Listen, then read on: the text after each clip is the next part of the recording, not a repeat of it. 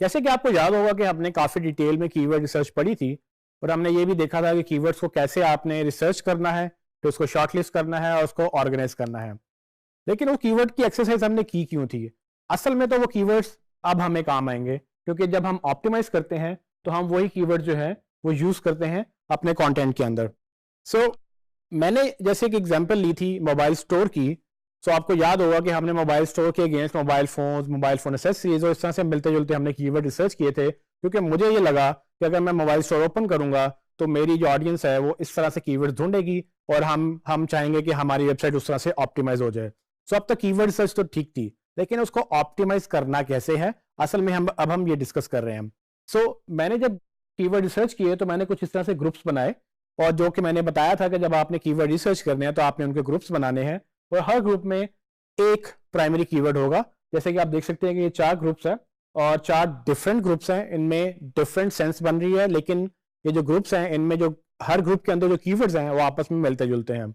सो होता क्या है कि आप जब कीवर्ड रिसर्च करते हैं तो आप हर ग्रुप में एक प्राइमरी कीवर्ड लेते हैं और उससे मिलते जुलते कीवर्ड्स को उसी ग्रुप में डाल देते हैं। ये ग्रुप तकरीबन 5 से 12, 10, 15 इसके अराउंड आप अपने कीवर्ड के ग्रुप्स बना सकते हैं। कोशिश करें कि कीवर्ड के ग्रुप्स छोटे रखें। अगर आपको ये लगे कि ग्रुप में डिफरेंट किस्म की वो कीवर्ड्स आ रहे हैं तो 2 ग्रुप्स बना लें, ना कि एक ही ग्रुप में सबको आप उसमें घुसाते जाएं। सो इससे फायदा ये होगा कि आप ज्यादातर ऑप्टिमाइज कर सकेंगे अपने कंटेंट को डिफरेंट ग्रुप्स के अगेंस्ट। सो ये मैंने 4 ग्रुप्स बनाए, इनमें से मैं एक ग्रुप पकड़ूंगा और उनको मैं की पेज के साथ असाइन कर दूंगा। सो जितने भी ग्रुप्स आप बनाएंगे बेसिकली हर ग्रुप एक पेज के साथ असाइन करना जरूरी है।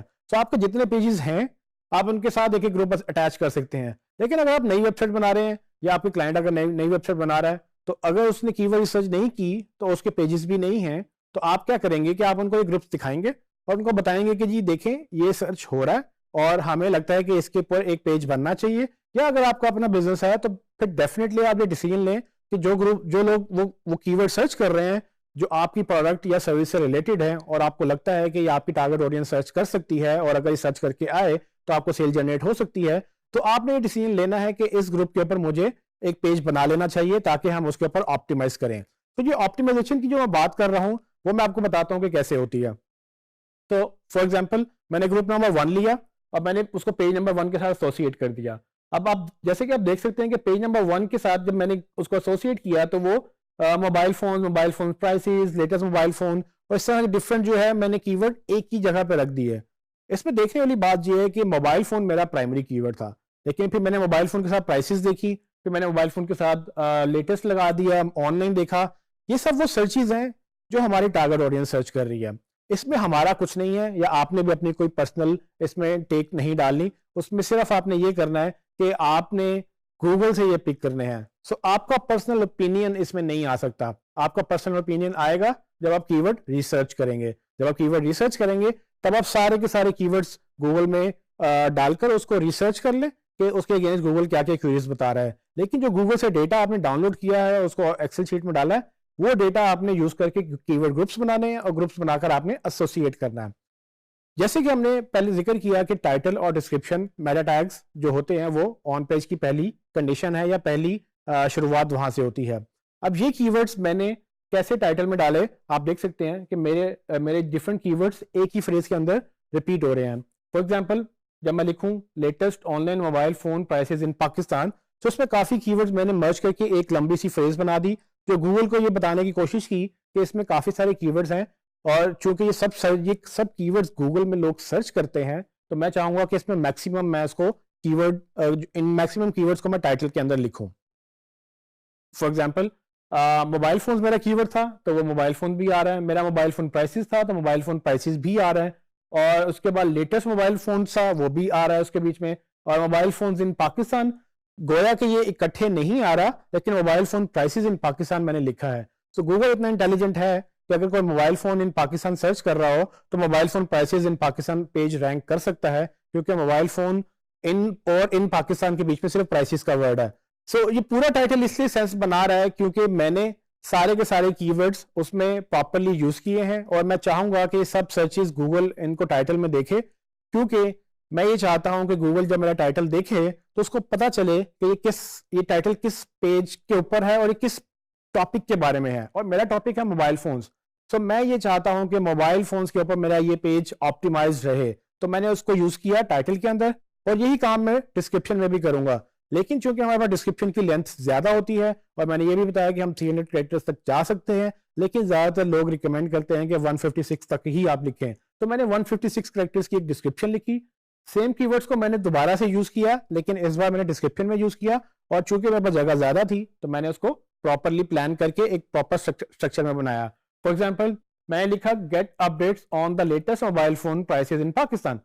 पहले सेंटेंस में मैंने जब लिखा गेट अपडेट्स, इसका मतलब मैं लोगों को इनवाइट कर रहा हूं कि आप अपडेट्स लें on latest mobile phones in Pakistan, latest mobile phones इन पाकिस्तान के ऊपर। तो यही मेरा कीवर्ड था, उसके अंदर मोबाइल फोन्स इन पाकिस्तान, लेटेस्ट मोबाइल फोन्स, ये सब कवर हो रहे हैं। प्राइसेस का सेक्शन मैंने आगे डिस्कस किया, जिसमें सेकंड लाइन में हमारा चूंकि मोबाइल का नाम, हमारे मोबाइल स्टोर का नाम एबीसी मोबाइल्स है, तो ABC mobiles is an online phone store and we provide updated prices on latest smartphones. So इसमें मैंने ना सिर्फ प्राइसेस का वर्ड यूज किया बल्कि मैंने स्मार्टफोन्स भी यूज कर लिया, क्योंकि वो मुझे लगता है कि एक सिनोनिम टाइप वर्ड है जो कि अगर कोई मोबाइल फोन्स लिख रहा हो तो वो स्मार्टफोन्स भी शायद लिख सकता है। अब चूंकि स्मार्टफोन्स की प्राइमरी फोकस नहीं था, मेरा प्राइमरी फोकस मोबाइल फोन्स के ऊपर था, तो मैंने मोबाइल फोन्स को इसके ऊपर ऑप्टिमाइज किया। लेकिन ये भी पॉसिबिलिटी है कि अगर आपको लगे कि स्मार्टफोन्स भी लोग सर्च करते हैं तो आप स्मार्टफोन्स का एक डिफरेंट ग्रुप बनाकर प्रॉपर उसके डिफरेंट जो है टाइटल और डिस्क्रिप्शन बनाकर एक नए पेज को ऑप्टिमाइज कर सकते हैं, जिसका नाम भी आप स्मार्टफोन्स के साथ रख दें। ये आपने डिसाइड करना होता है कि कितनी आपने, आपके पास बैंडविड्थ कितनी है, मतलब कि आपके पास टीम कितनी है, रिसोर्सेज कितने हैं, आप एक बंदा काम कर रहा है या 10 बंदे काम कर रहे हैं। ऑफ कोर्स अगर आपके पास स्ट्रेंथ ज्यादा है तो आप इसको एक्सपेंड करेंगे और आप ज्यादा से ज्यादा पेजेस बनाना चाहेंगे ताकि ज्यादा से ज्यादा आपकी रीच हो, ज्यादा से ज्यादा आपका जो है वो वेबसाइट और बिजनेस फैले, ताकि जब भी कोई कुछ भी सर्च करे आपके बिजनेस से रिलेटेड अल्टीमेटली उनको आप मिल जाएं। सो ये टाइटल और डिस्क्रिप्शन जब मैं लिखूंगा तो टेक्निकली HTML के अंदर मैं जब उसको देखूंगा तो वो कुछ इस तरह से दिखाई देगा। इसमें टाइटल ये HTML फॉर्मेट में लिखा हुआ है और डिस्क्रिप्शन भी मेटा डिस्क्रिप्शन फॉर्मेट में प्रॉपरली लिखी हुई है, जिसमें रेड कलर में जो टेक्स्ट नजर आ रहा है आपको, ये मेरी वैल्यूज हैं। अच्छा, अब होता ये है कि अक्सर लोगों को परेशानी ये होती है कि ये अब हम कैसे याद करें या कैसे लिखें। आपको याद होगा कि मैंने आपको ये बताया था कि HTML आपने सीखनी इतनी है जितनी SEO की हद तक आपको आ जाए। सो इसमें बहुत सारे टूल्स भी अवेलेबल हैं जो आपकी ज़िंदगी आसान कर देते हैं। आपको HTML सीखने की भी ज़रूरत नहीं है, बस आपको समझने की ज़रूरत है और आप उन टूल्स को यूज़ करके अपना टाइटल और डिस्क्रिप्शन लिख सकते हैं। फॉर एग्जाम्पल एक टूल मैं आपको बता देता हूं जिसका नाम है SEO Morpho। इसमें जब आप अपने टाइटल और डिस्क्रिप्शन लिखते हैं तो बिल्कुल ये आपको बताता है कि ये गूगल में नजर कैसे आएगा। तो अगर इसके ऊपर फील्ड लिखी हुई होती है जिसमें आपको ये बताता है कि आपने टेक्स्ट कितना लंबा लिखा है या आप कितना लंबा लिख सकते हैं, और उसके बाद डिस्क्रिप्शन कितनी लंबी आप लिख सकते हैं और आप कितनी लिख चुके हैं। जब आप ये लिखेंगे उसके बाद URL भी लिखेंगे तो नीचे आपको वो एक डेमो दिखाएगा कि आपका ये जो मेटा टैग्स हैं, ये जो स्निपेट है, ये गूगल के ऊपर इस तरह से नजर आएगा। सो ये जो पार्ट आपको नजर आता है सर्च के अंदर, इसको सर्च स्निपेट भी बोलते हैं। सो ये मैं आपको लाइव डेमो भी करके दिखा देता हूं कि ये कैसे पॉसिबल है। आइए देखते हैं। मैं गूगल पे जाऊंगा और लिखूंगा SEO Morpho। आप SEO Morpho सर्च कर सकते हैं। आपको ये SEO Morpho का जो Google search snippet optimization tool, ये आपको टूल मिल जाएगा और वो कुछ इस तरह से आपको दिखाई देगा। इसमें आप अपना टाइटल लिखेंगे, यहाँ डिस्क्रिप्शन लिखेंगे और यहाँ पर अपना URL लिखेंगे, तो आपको बेसिकली वो नीचे पूरा वो बता देगा कि किस तरह से आपका वो टेक्स्ट नजर आएगा। सो मैं कुछ भी यहाँ पर लिखूं वो आपको नीचे लाइव दिखाएगा। सो देखने वाली बात यह है कि इसमें वो 70 कैरेक्टर्स की लिमिट मुझे बता रहा है और यहाँ पर मुझे 156 कैरेक्टर्स की लिमिट बता रहा है। लेकिन जब आप लिखेंगे तो अक्सर ये भी होता है कि आप कम टेक्स्ट में आपकी स्पेस ज्यादा कवर हो जाती है। सो गूगल आपके सिर्फ कैरेक्टर्स नहीं देखता, आपके कैरेक्टर्स का फैलाव भी देखता है, वो ये भी देखता है कि सर्च कितनी एक्सटेंड हो रही है। सो मैं अभी एग्जांपल लेता हूं, मोबाइल फोन्स इन पाकिस्तान। तो आप देखेंगे नीचे जैसे जैसे मैं लिख रहा हूँ वो वैसे वैसे गूगल में वो मुझे दिखा रहा है कि गूगल में ये कैसे नजर आएगा। और अगर मैं इसी में मैं अगर डिस्क्रिप्शन लिखूं,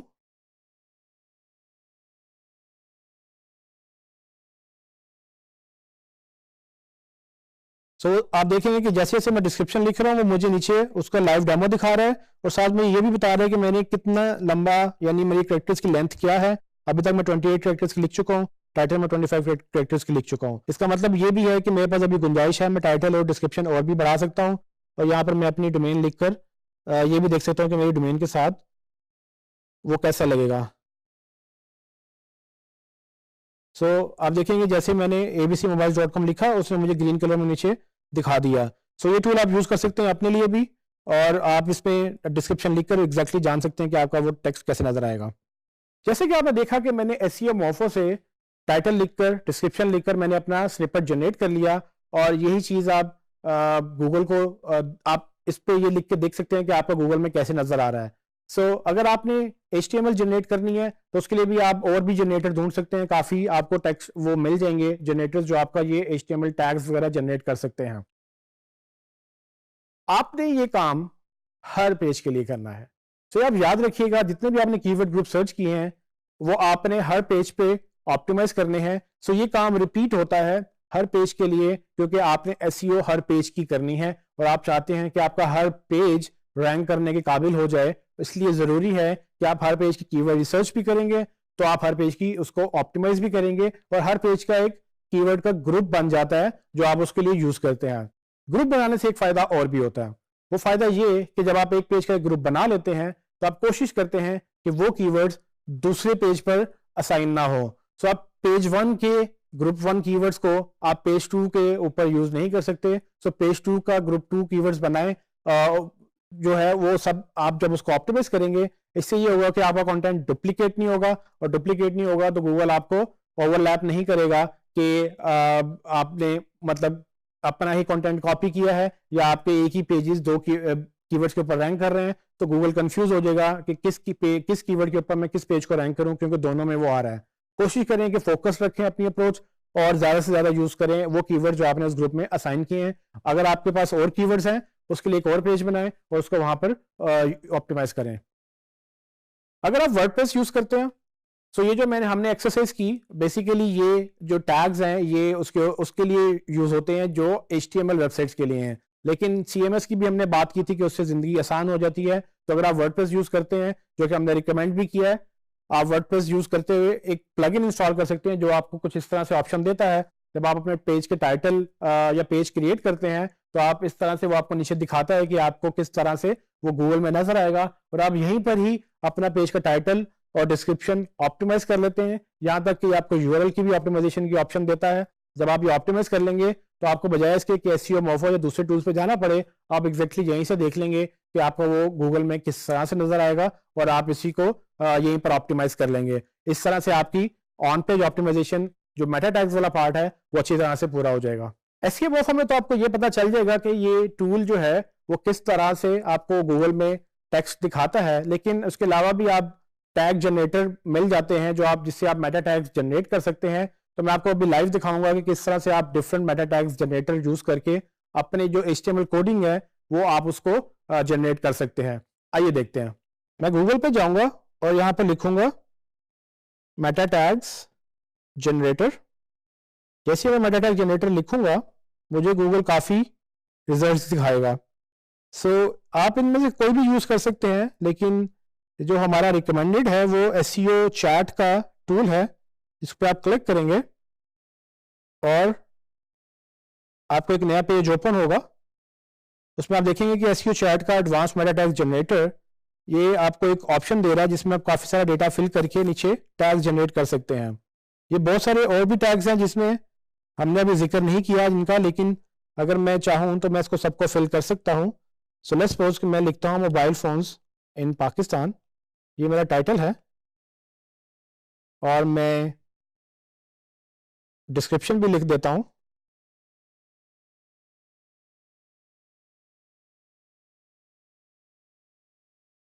और इसी तरह से मैं कीवर्ड्स भी कुछ लिख देता हूं, जिसमें मोबाइल फोन्स मेरा एक कीवर्ड होगा, और फिर मोबाइल फोन प्राइसेस भी हो सकता है। याद रहे कि ये हम गूगल अब इसको कंसीडर नहीं करता, लेकिन बहुत सारे इसको अभी भी यूज करते हैं। इसके अलावा बाकी भी आप ऑप्शंस देख रहे होंगे, ये बहुत एक्सटेंडेड मेटा टैग्स हैं जिसकी हम बाद में डिटेल में बात करेंगे, लेकिन इस टॉपिक में हम सिर्फ टाइटल, डिस्क्रिप्शन और कीवर्ड्स की बात कर रहे हैं, जो कि मेन सबसे ज़्यादा इंपॉर्टेंट टैग्स हैं जो आपको यूज़ करने हैं। जैसे आप ये लिख लेंगे अपने टैग्स, तो आप इसको क्रिएट मेटा टैग्स करेंगे। जैसे कि आप देखेंगे उसने मुझे HTML जनरेट कर दिया, इसमें मुझे उसने टाइटल भी दिया, डिस्क्रिप्शन भी दिया, कीवर्ड्स भी दिया, और उसने फिर खुद से एक डिस्ट्रीब्यूशन का टैग भी जनरेट कर दिया है। ये वो टैग है जिसको मैं अगर खुद कॉपी कर सकूं तो आप खुद भी इसको गूगल में कॉपी कर सकते हैं। अगर आप खुद नहीं करना चाहते तो आप डेवलपर से भी करवा सकते हैं। तो ये आपको टैग्स लिखने की ज़रूरत नहीं है, इस टैग जनरेटर से आप अपने टैग्स बिल्ड कर सकते हैं बड़ी आसानी के साथ। इस टूल के साथ आप अपने टैग्स जनरेट कर सकते हैं। सो अगर आपको HTML नहीं भी आती तो आप SEO चैट के इस टूल के ऊपर जाएं और उसके ऊपर अपने टैग्स लिखें, जो भी आपने टाइटल और डिस्क्रिप्शन लिखनी है, उसके बाद जनरेट कर दें, तो आपको बड़ी आसानी से HTML उसकी जनरेट हो जाएगी और वो आप सीधा बस उसको कॉपी करेंगे तो वो आपका काम हो जाएगा उससे।